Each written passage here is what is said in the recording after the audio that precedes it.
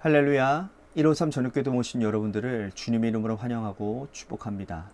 귀하고 복된 이 저녁 시간, 우리 가운데 일하시고 또 응답하시는 역사를 경험하는 귀한 복된 시간이 되기를 간절히 소망하겠습니다. 먼저 하나님의 말씀 보도록 합니다. 출애굽기 3장 7절에서 12절 말씀까지 보겠습니다. 출애굽기 3장 7절에서 12절입니다. 제가 받들어 봉독하도록 하겠습니다. 여호와께서 이르시되 내가 애굽에 있는 내 백성의 고통을 분명히 보고 그들이 그들의 감독자로 말미암아 부르짖음을 듣고 그 근심을 알고 내가 내려가서 그들을 애굽인의 손에서 건져내고 그들을 그 땅에서 인도하여 아름답고 광대한 땅, 젖과 꿀이 흐르는 땅, 곧 가나안 족속, 헷 족속, 아모리 족속, 브리스 족속, 히위 족속, 여부스 족속의 지방에 데려가려 하노라. 이제 가라. 이스라엘 자손의 부르짖음이 내게 달하고 애굽 사람이 그들을 괴롭히는 학대도 내가 보았으니 이제 내가 너를 바로에게 보내어 너에게 내 백성 이스라엘 자손을 애굽에서 인도하여 내게 하리라. 모세가 하나님께 아뢰되 내가 누구이기에 바로에게 가며 이스라엘 자손을 애굽에서 인도하여 내리이까. 하나님이 이르시되 내가 반드시 너와 함께 있으리라. 내가 그 백성을 애굽에서 인도하여 낸 후에 너희가 이 산에서 하나님을 섬기리니 이것이 내가 너를 보낸 증거니라. 아멘.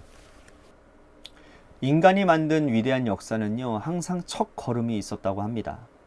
첫 발자국이 위대한 역사를 이루어가는 방향을 잡아주기 때문이라는 것이죠. 위대한 일을 이룬 사람들도요, 보면요, 어린 시절부터 습관이나 아니면 삶의 철학이 잘 잡혀 있는 것을 볼 수가 있습니다. 여러분들, 분단국가가 통일된 나라가 하나가 있습니다. 독일이라고 아시죠? 독일.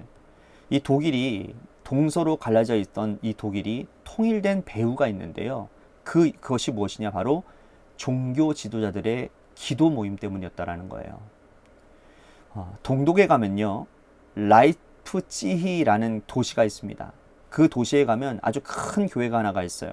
성 니콜라이 교회가 있는데 이 교회에서 동독 시절부터 라이프치히에 있는 교회 지도자들이 매 주일 주중에 한 번씩 모여서 모임을 가졌다고 합니다.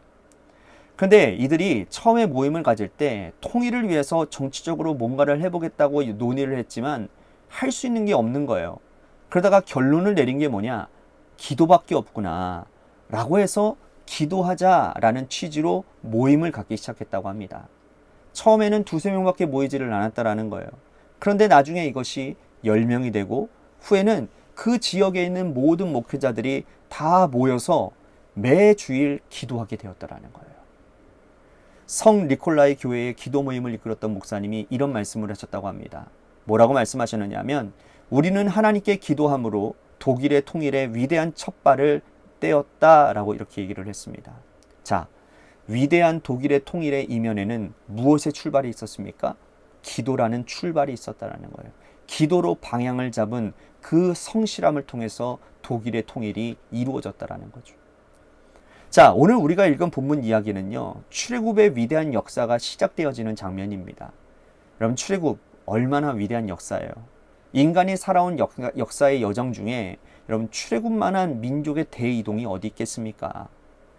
출애굽은 그야말로 하나님의 위대한 역사의 이야기입니다. 근데 이 위대한 역사도 그 시작이 있었는데 그 시작이 바로 뭐냐? 기도라는 거예요. 기도. 우리가 읽지는 않았지만 출애굽기 2장 23절 말씀 보시기를 바라겠습니다. 여러 해 후에 애굽 왕은 죽었고 이스라엘 자손은 고된 노동으로 말미암아 탄식하며 부르짖으니 그 고된 노동으로 말미암아 부르짖는 소리가 하나님께 상달된지라. 여기서부터 출애굽의 역사가 시작이 된 거예요.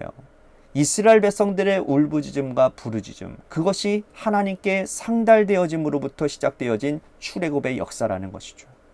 그들의 부르짖음과 그들의 기도가 이 출애굽의 역사의 방향을 잡았고 시작이 되어졌다라는 거예요. 출애굽, 어떻게 보면 여러분 이스라엘 백성들에게 입장에서는 불가능한 일이에요. 불가능해 보이는 모든 일이 여러분 하나님 앞에 부르짖어 기도함으로 이미 그 역사가 시작됨을 믿으시기를 바라겠습니다. 그리고 시간이 지나고 나면 내가 이렇게 큰 일을 이룬 것은 하나님께 기도함으로부터 시작되어진 일이구나 라고 하는 그런 고백을 하게 될 거라는 거예요. 저는 우리 관악교회가 그런 상황 가운데 놓여져 있다고 생각을 합니다. 우리가 재개발 가운데 놓여져 있을 때에 이 상황들 가운데에 하나님께 간절히 우리들이 기도하고 있어요. 저녁마다, 새벽마다, 또 모일 때마다 계속 이 일을 위해서 우리들이 기도하고 있습니다. 그래서 여러분들, 하나님의 역사는 이미, 이 재개발의 역사는 이미 시작된 줄로 믿습니다. 그리고 이 재개발이 맞춰지면 하나님이 기적과도 같은 일을 이루셔서 이것이 하나님이 하셨음을, 우리가 기도함을 통해서 하나님이 하셨음을 고백하는 놀라운 은혜가 우리 가운데 있게 될 줄로 믿습니다. 자, 이렇게 기도하는 이스라엘 백성들의 눈물을 하나님이 보시고 들으셨다라는 거예요. 오늘 말씀 8절 말씀 보십시오. 내가 내려가서 그들을 애굽인의 손에서 건져내고 그들을 그 땅에서 인도하여 아름답고 광대한 땅, 젖과 꿀이 흐르는 땅, 곧 가나안 족속, 헷 족속, 아모리 족속, 브리스 족속, 히위 족속, 여부스 족속의 지방에 데려가려 하노라. 하나님이 직접 모세에게 말씀을 하셨습니다. 내가 내려가겠다. 이 말을 들은 모세가 여러분 얼마나 기뻤을까요? 지금까지 행동하시지 않으셨던 하나님이 직접 내려가서 건져주시겠다고 하시니 얼마나 이 모세가 굉장히 기쁨 가운데 있겠습니까? 그런데 바로 9절에 가면 말이 바뀌어요. 뭐라고 바뀌느냐? 이제 가라. 이스라엘 자손의 부르짖음이 내게 달하고, 또 10절을 보시면 이제 내가 너로 바로에게 보내어. 자, 보세요. 말이 바뀌었죠. 처음에는 하나님이 내가 내려가겠다고, 내가 그들을 데려오겠다고 말씀하시더니 갑자기 모세에게 너가 가라.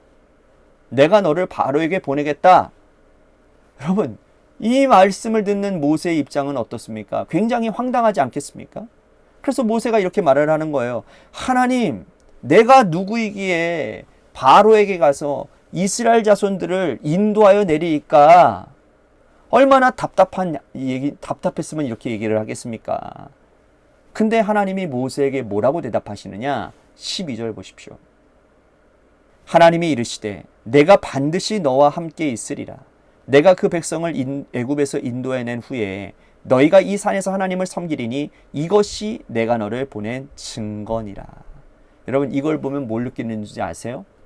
하나님은요, 위대한 하나님의 역사를 혼자 이루시는 법이 없다라는 거예요. 하나님은 반드시 사람과 함께 일하시는 분이세요. 이것이 하나님이 일하시는 방법이에요.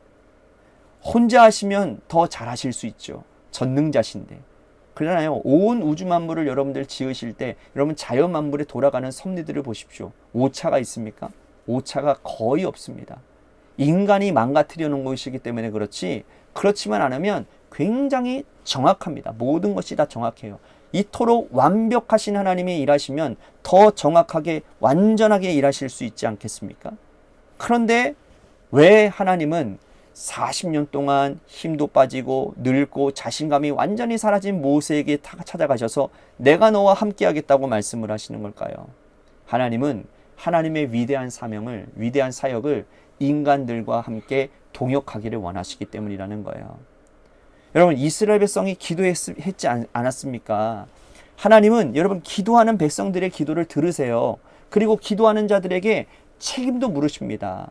기도했으니 기도하고 끝내지 말고, 기도했으니까 이제는 너희들을 내가 부를 테니 너는 움직여라.